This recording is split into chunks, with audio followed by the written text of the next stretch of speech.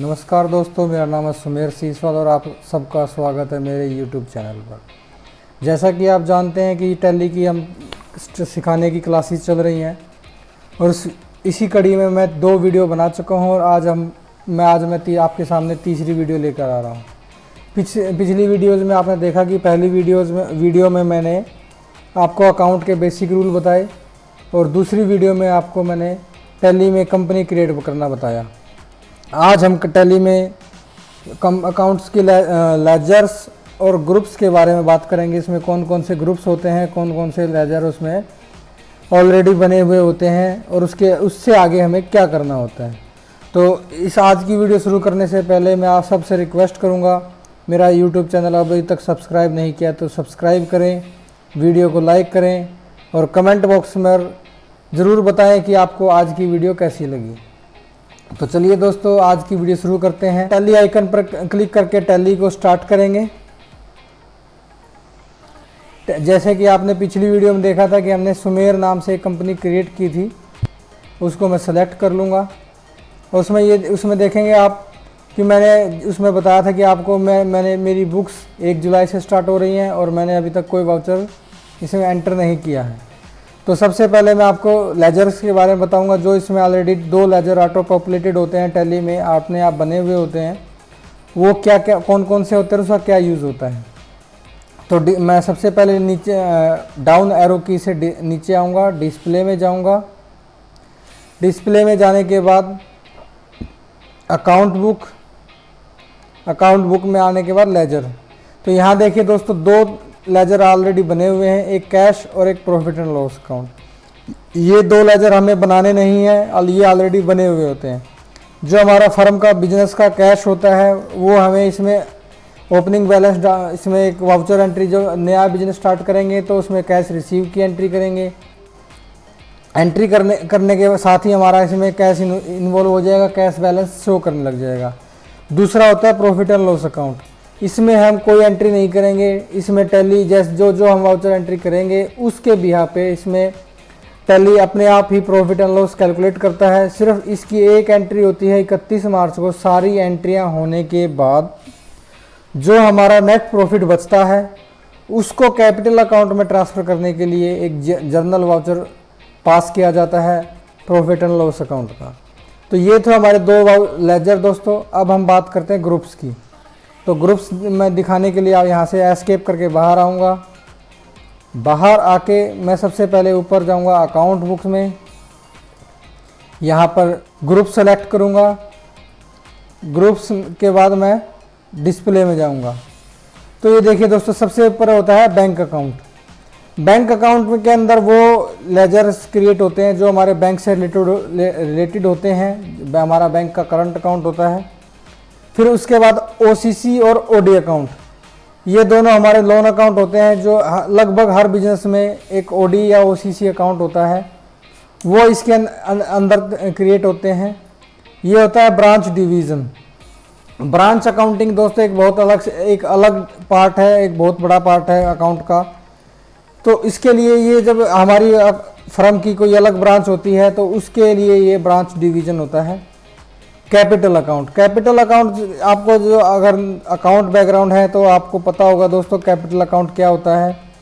और non account background है तो दोस्तों मैं आपको बता दूं, कैपिटल अकाउंट में वो लेजर क्रिएट होता है जो कि हमारा बिजनेस के प्रोप्राइटर का या कंपनी के फर्म का, या इसमें जो कैपिटल अकाउंट होता है। कैश इन हैंड ये दोस्तों ये ऑलरेडी बना हुआ होता है। जो मैंने आपको एक लेजर दिखाया कैश का, इसके अंतर्गत और दूसरे लेजर्स भी आते हैं जो कैश से रिलेटेड होते हैं, वो भी इसके अंडर आएंगे। फिर उसके बाद आता है करंट एसेट्स। जितने भी हमारे बिजनेस की करंट एसेट्स जो हमारे बिजनेस को चलाने के लिए रनिंग एसेट्स होती हैं, वो सभी इसके अंदर आएंगी करंट एसेट्स में। जैसे कि हमारा कैश हो गया, बैंक हो गया, हमारे स्टॉक हो गया, और दूसरे इससे कैश रिलेटेड और स्टॉक रिलेटेड दूसरे हमारे सन्ड्री डेटर्स हो गए। ये सब हमारे करंट एसेट्स में आएंगे।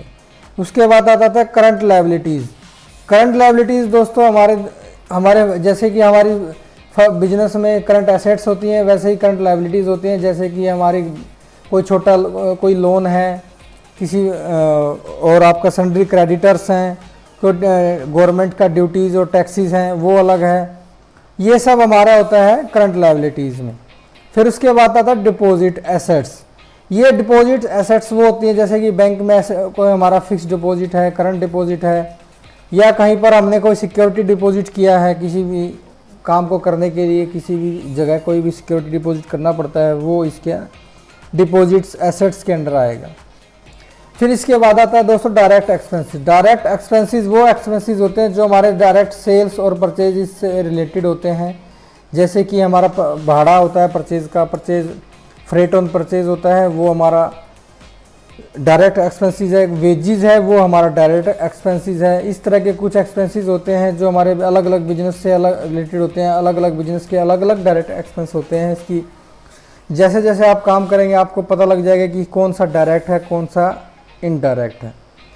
डायरेक्ट इनकम, डायरेक्ट इनकम में दोस्तों वो लेजर्स क्रिएट होंगे जो हमारे डायरेक्ट सेल से हमारी इनकम को रिलेटेड करते हैं। जैसे कि हम कोई भी काम करते हैं इसकी डेफिनेशन सिर्फ यही है कि जो हमारा सेल से रिलेटेड जिससे हमारा मेन सोर्स ऑफ इनकम है वो डायरेक्ट इनकम में आएगा। दोस्तों ये डायरेक्ट इनकम के लेजर्स और इसके क्वालिटीज़ भी अलग अलग बिजनेस की अलग अलग हो सकती हैं। फिर ड्यूटी एंड टैक्सेस में दोस्तों ये जो जीएसटी वगैरह, जीएसटी या कोई भी अलग टीडीएस है, कोई भी अलग चीज़ है, गवर्नमेंट की टैक्स है, गवर्नमेंट का लायबिलिटीज़ है, वो सारा ड्यूटीज़ एंड टैक्सेस में आएगा। एक्सपेंसेस डायरेक्ट मैं आपको पहले बता चुका हूँ, एक्सपेंसेस इनडायरेक्ट वे भी मैं आपको पहले ही बता चुका हूँ। फिर उसके बाद आता है फिक्स एसेट्स। फिक्स एसेट्स दोस्तों इस हेड के अंदर, इस ग्रुप के अंदर वो सभी एसेट्स आएंगी जो हमारे बिजनेस में हम रन करने के लिए खरीदते हैं। जैसे कि हमारा फिक्स एसेट्स में फर्नीचर हो गया, व्हीकल हो गया, कोई कंप्यूटर हो गया, कोई प्रिंटर हो गया, ये सारे हमारे फिक्स एसेट्स हैं। फिक्स एसेट्स भी अलग अलग बिजनेस के हिसाब से अलग अलग चेंज होते रहते हैं। इनकम डायरेक्ट मैं आपको बता चुका हूँ पहले ही। इनकम इनडायरेक्ट में ये वही इनडायरेक्ट इनकम एक्सपेंसेस और उसका पार्ट है। इनडायरेक्ट एक्सपेंसेस, ये इनडायरेक्ट एक्सपेंसेस वो होते हैं जो हमारे बिजनेस को रन करने के लिए हमारे एक्सपेंसेस ज़रूरी होते हैं। जैसे कि ऑफिस का रेंट हो गया, ऑफिस का बिजली का बिल हो गया, ऑफिस की स्टाफ की सैलरी हो गई, टेलीफोन बिल हो गया, ये सारे इनडायरेक्ट एक्सपेंसेस होते हैं जो कि हमारे बिजनेस को रन करने के लिए हमें करने होते हैं, लेकिन डायरेक्ट हमारी सेल या परचेज को इफेक्ट नहीं डालते। वो सारे एक्सपेंसेस हमारे इनडायरेक्ट एक्सपेंसेस में आएंगे।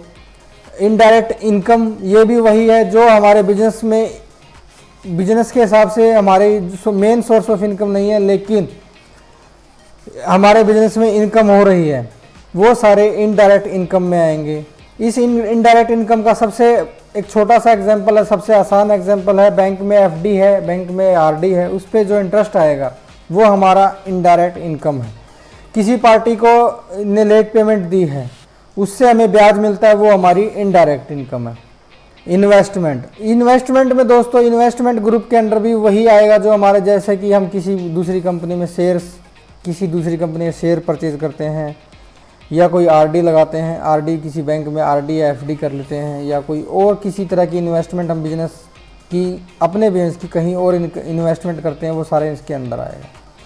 Loan and advances assets. Loan and advances दोस्तों हमारे एसेट्स भी हैं, हो सकते हैं, हमारे लायबिलिटीज़ भी हो सकती हैं। एसेट्स वो होते हैं जो हम किसी और को देते हैं, हमारे स्टाफ को एडवांस देते हैं, या किसी और को हमने एडवांस दिया है, किसी और को हमने अपने बिजनेस से रिलेटेड किसी बंदे को लोन दिया है, तो हमारा वो एसेट्स में आएगा। फिर दूसरा आता है दोस्तों लोन लायबिलिटीज़। हमने सपोज किसी बैंक से या किसी थर्ड पर्सन से बिजनेस को रन करने के लिए बिजनेस में किसी तरह का लोन लिया है, वो लोन लायबिलिटीज़ में आएगा। मिसलेनियस एक्सपेंसेस, ये ऐसे कुछ एक्सपेंसेस होते हैं दोस्तों जो साल में एक आध बार होते हैं, सब बहुत कम वाउचर एंट्री होती है, उसके लिए एक अलग से ग्रुप बनाना है, उसके लिए अलग लेजर बनाना एक औचित्य नहीं बनता किसी का कोई, तो उसके लिए हम मिसलेनियस एक्सपेंसेस बनाती हैं। मिसलेनियस एक्सपेंसेस का अगर मैं आपको उदाहरण दूं तो इसका सबसे बढ़िया उदाहरण होता है पूजा एक्सपेंसेस। एक बिजनेस में कोई पूजा के लिए हम छोटा मोटा कोई खर्चा करते हैं, मंदिर में पूजा करने के लिए घी लाते हैं, धूप लाते हैं, ये सभी एक्सपेंसेस हम मोस्टली बिजनेस वाले या हम भी मिसलेनियस एक्सपेंसेस में इसको बुक करते हैं।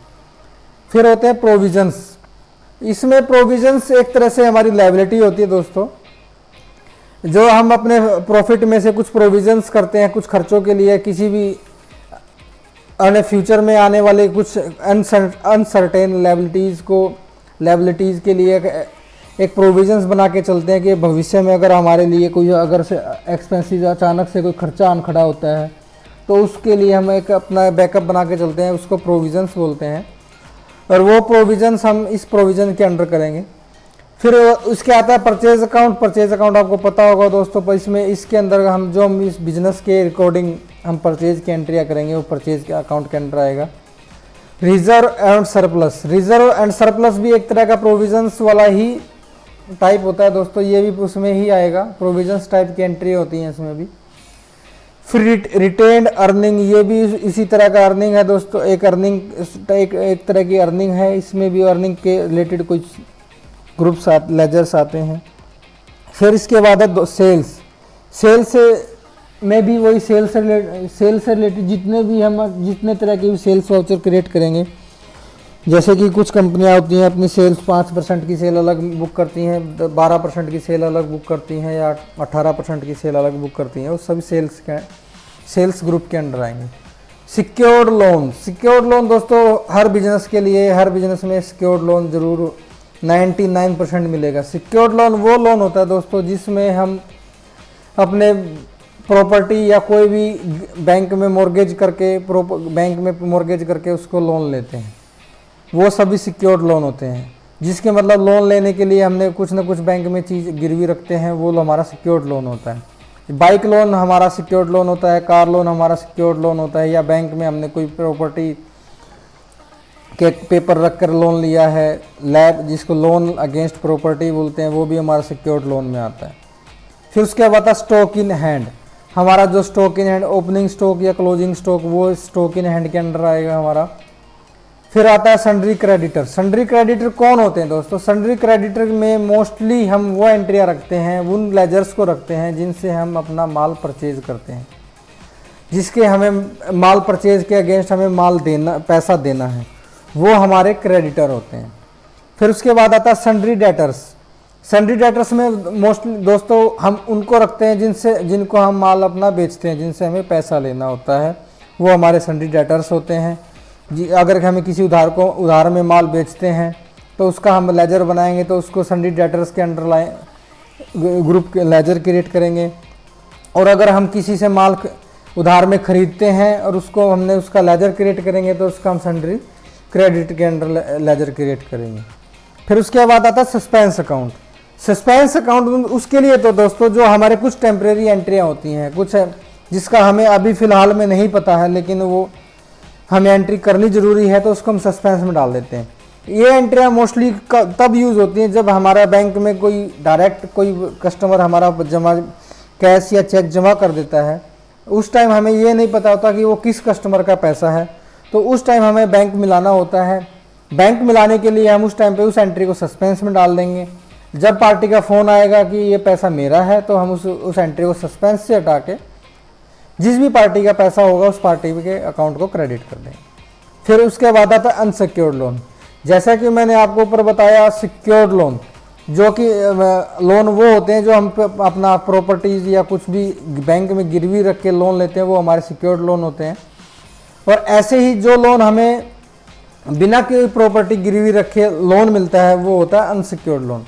अनसिक्योर्ड लोन का सबसे बढ़िया उदाहरण होता है पर्सनल लोन, जिसमें हमें कोई प्रॉपर्टी गिरवी नहीं रखी जाती बैंक में, और वो हमें लोन हमारे गुडविल पे, हमारे गुड फेथ पे हमें लोन दे देता है, वो हमारा अनसिक्योर्ड लोन होता है। अनसिक्योर्ड लोन में दोस्तों बैंक के अलावा अगर हमने किसी रिलेटिव से या किसी फ्रेंड से कोई बैंक बिजनेस चलाने के लिए लोन लिया है, तो वो भी हमारा अनसिक्योर्ड लोन है, क्योंकि हमने उस लोन को लेने के लिए हमें कोई भी चीज़ गिरवी नहीं रखनी पड़ी है।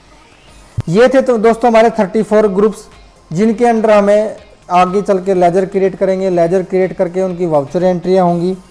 तो दोस्तों ये आज की वीडियो मैं यही ख़त्म करूँगा इन 34 ग्रुप्स और 2 लेजर के इंट्रोडक्शन के साथ।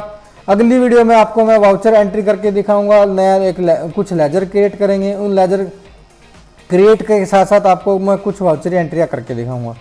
तो ये थी दोस्तों आज की हमारी वीडियो। अगर आपको मेरी ये आज की वीडियो अच्छी लगे तो इसको लाइक करें, मेरे चैनल को सब्सक्राइब करें और अपने दोस्तों के साथ मेरी वीडियो को शेयर करें। जय हिंद, जय भारत, धन्यवाद।